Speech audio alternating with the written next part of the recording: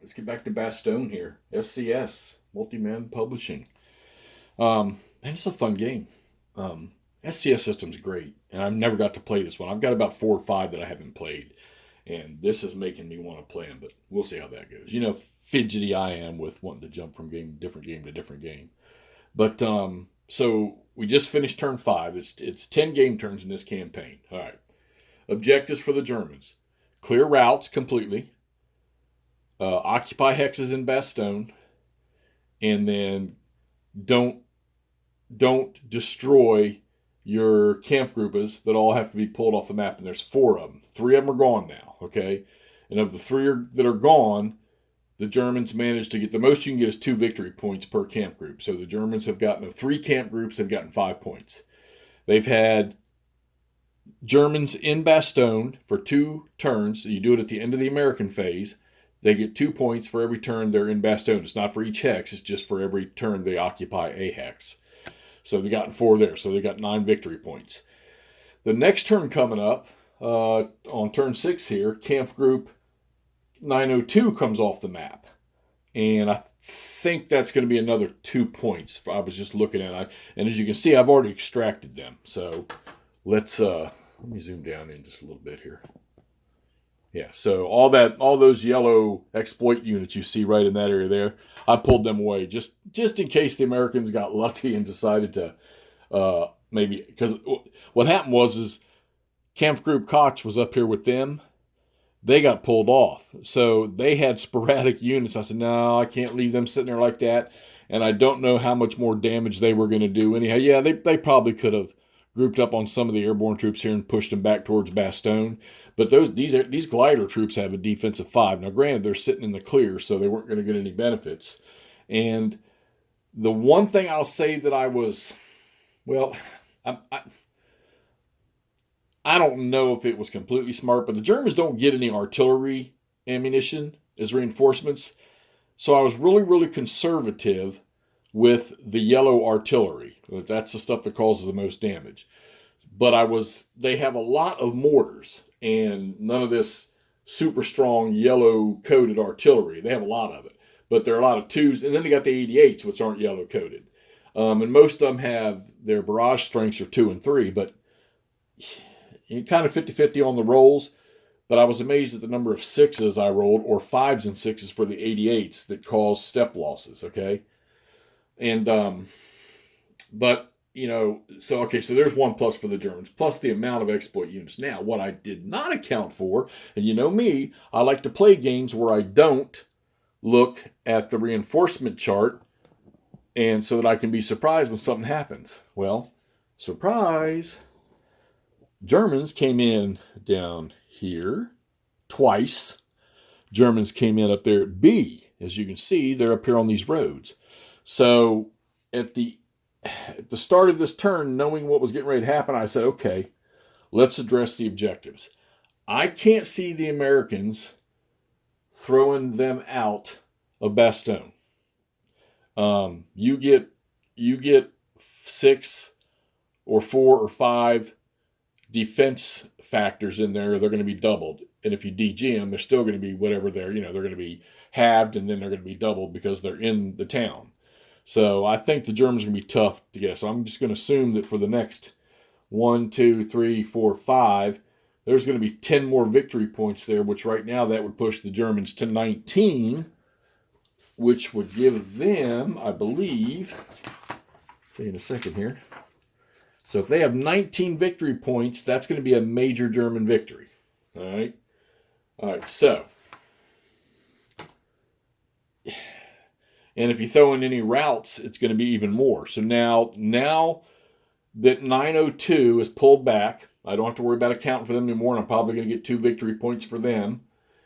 I think the Americans are going to have to figure out how to get aggressive. Now, here's their dilemma. The only strong units they have are the mobile units sitting here, which you can see a couple of them are reduced, and what they've got sitting here. And they had 4 units in there, armored or mechanized, and 2 of them are gone. Actually, they had 5, and 3 of them are gone. Yeah, they've got a lot of casualties. The Americans have a lot of casualties here, as you can see all these units here. So that might be something to rethink the next time I play, is maybe getting, because the airborne comes in on the first turn or the second turn, which is the first turn for the Americans. So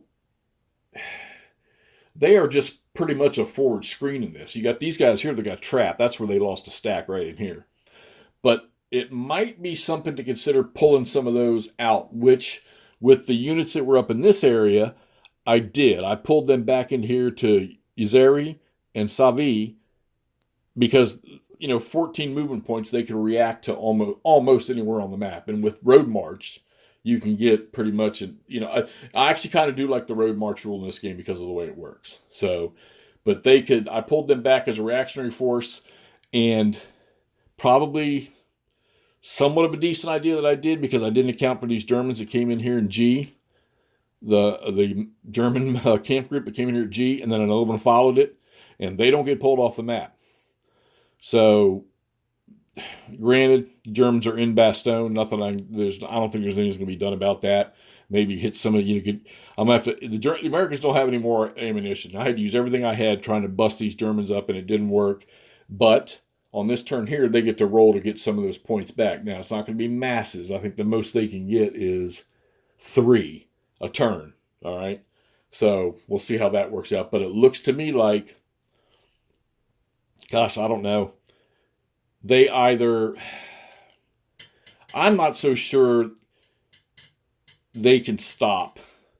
They're not going to be able to affect the last camp group that needs to be removed because they're screened now by all this stuff.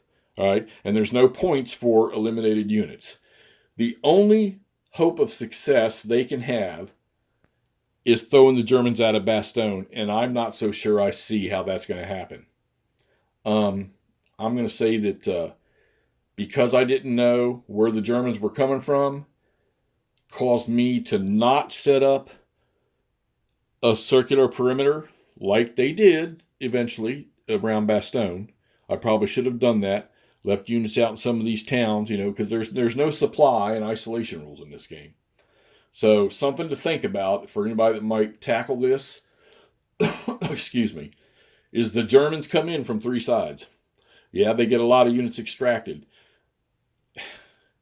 Hell, it's almost to the point where don't even attack with your German units, or maybe because, like, let's say that Camp Group 902 has 20 steps in it. And if they get to remove on their withdrawal turn, if they can remove 16 or more of those 20 steps, they get 2 points, which is the max you get. All right, well, maybe you just take 4 steps of units and make them aggressive and don't with the other 16 that are remaining in the camp group. I don't know. It's something to think about. And, you could probably apply that. You could probably put together a fairly destructive force between the 3 of them, because 3 of them are up here. But between the camp groups, if you just pull 2 to 4 steps from each one and sort of put them into their own camp group and get after it, there's an idea. There's no entrenchments or improved positions in this game. Kev told me, said that, it's accounted for in their defense strengths, which, yeah, I think you can see that, because if you're sitting in the woods or you're sitting in a village or town thingy, your defense strength, which is the second number, is doubled. I will still say this, that artillery, the Americans get to roll for air this turn, 23rd of December, but artillery is still the king, I think, of this game, and exploitation type units, if you can catch weak units or DG'd units or one-step units out in the clear, the exploitation units that the Germans have, and the Americans even to an extent, can be pretty powerful. All right, so we've rolled through 5. Getting ready to kick off to turn 6. Try to play that one tonight, and wake up tomorrow morning and scratch my head, I'm sure, after I'm done. But I'm not seeing anything the Americans can do as far as damage to German forces that's going to have any effect for those victory points. I think that they need to somehow figure out, hopefully they get 3 artillery points this turn, and they can hit and maybe get lucky and get a step loss on these units that are in Bastogne. And they're going to have to, they need to attack, whether it's going to be 1-1 or 1-2, which are terrible. 1-1, hell, even 2-1 is not very good. 2-1's a 50-50 pretty much. 1-1's not even that. So But it's going to have to be done because they need to stop them from getting any more points in Bastogne. And then hope that the Germans don't occupy a route, which it does look like Route A. I don't know how the 101 did this, man. I really don't. And was it 9th and 10th CC or Combat Command, the units they had in the area? They're about to lose this up here. Matter of fact, the Germans are already, like if the game ended right now, the Germans own Route A. They've cleared it because nobody's sitting on it. None of the Americans are sitting on it.